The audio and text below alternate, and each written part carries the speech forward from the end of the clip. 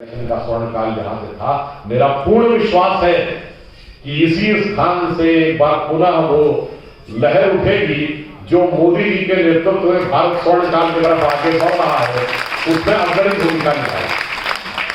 अब देखिए, जो सरकार बदली, अभी जो प्रदेश अध्यक्ष ने कहा, उस सरकार का बदलना हमारे यहाँ 2014 में जो जनादेश मिला, वो केवल सरकार बदलने के लिए नहीं था, एक विचार बदलने के लिए था, एक मानसिकता बदलने के लिए था, देश के बारे में सोचने की दृष्टि बदलने के लिए था, समाज और गरीब लोगों के बारे में सोचने की दृष्टि बदलने के लिए था।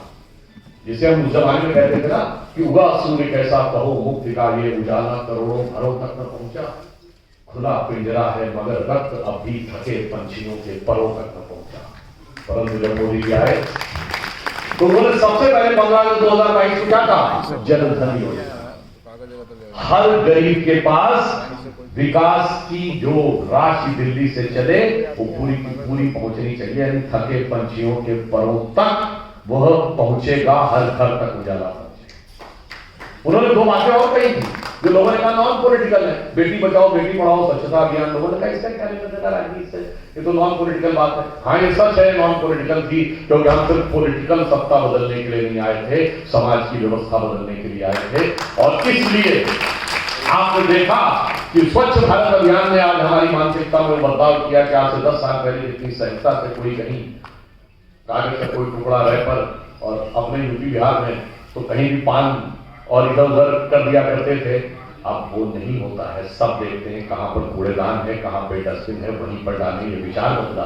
और बेटी बचाओ बेटी पढ़ाओ ने इतना बड़ा परिवर्तन किया कि पिछले 10 सालों में नवजात शिशुओं के लिंग अनुपात में भारी सुधार हुआ। और पिछला साल भारत का आजादी के बाद पहला साल था जब नए पैदा हुए बच्चों में लड़कियों की संख्या लड़कों से अधिक, यानी ये बदलाव आया।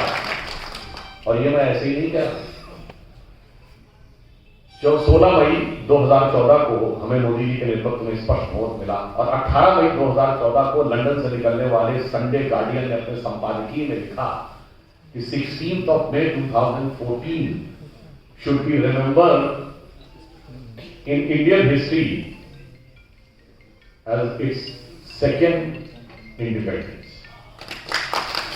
और उसने उसका कारण बताया, ये नियत के साथ दूसरा मिलन माना जाना चाहिए। उसने आगे एलिबरेट किया, क्योंकि आजादी के बाद लंबे समय तक जिन लोगों के हाथ में सत्ता रही, उनका विचार ब्रिटिश उपनिवेशवादी मानसिकता से प्रेरित था। पहली बार भारत की सत्ता के सूत्र एक ऐसे विचार में आए हैं, एब्सोल्यूट सत्ता में। क्यों कहते हैं कि जमाने में हमारे पास एब्सोल्यूट सत्ता नहीं, एब्सोल्यूट